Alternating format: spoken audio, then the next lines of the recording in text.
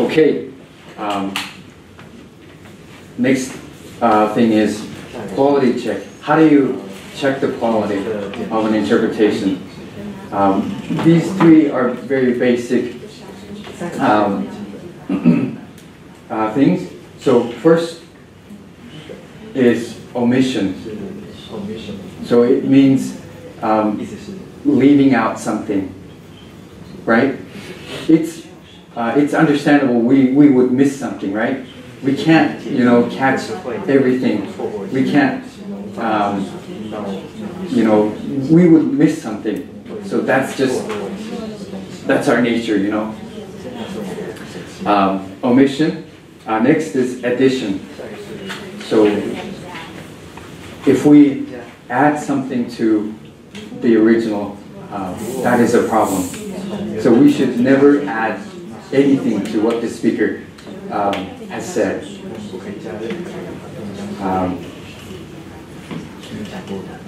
But sometimes, we need to explain something, or we need to, explain certain things.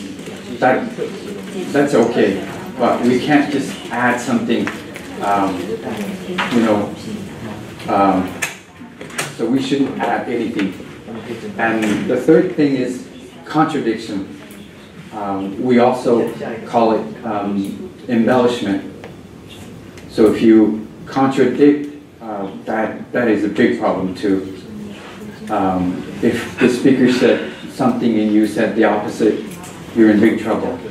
So no contradiction. Yeah. May I ask a question?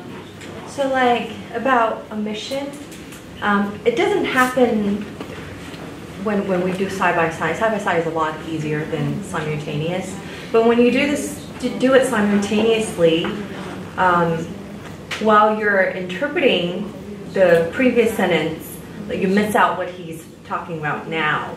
And so not intentionally to omit certain things, but just like in reality, I tend to leave out a lot of things while I do simultaneous translation. And how do you help yourself do better in this regard? There are many things you can do. For example, you can do something called split attention. So the idea is you try to work on your skill to concentrate and splitting your attention. So, for example, what you could do is you could read a text, and then while you're reading, you can listen to something, and then try to pay attention to what you're listening and things like that. There are many techniques and many practices you can do to improve that skill. But active listening. But when you get too old, what are you going to do? Can't do it. And quit. I love to be able to do that, but just can't. But I mean, still, you can practice and you can work at it. He's not there yet. He's too young to answer that. So, since you asked that, since you say that, how soon we're supposed to, we try to keep up with the speakers, right? So, from your experience, like 1 or 2 seconds after the speaker start to say something and we start to interpret, so we can try to catch up so we won't miss anything. Is that the way to do it? Or? You're talking about simultaneous. Yeah, right? simultaneous. Okay. In simultaneous, there's something called décalage. So it basically means how far. Yeah, exactly. Are you from the speaker? So it depends on the person. So some people, they can,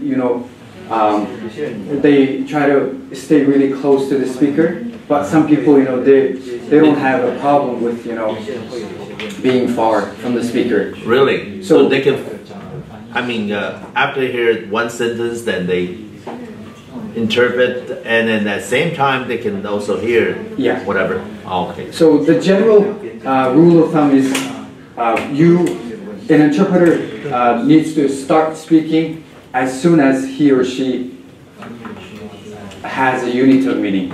Okay. Okay. So I usually go, one sentence behind. Really? Yeah.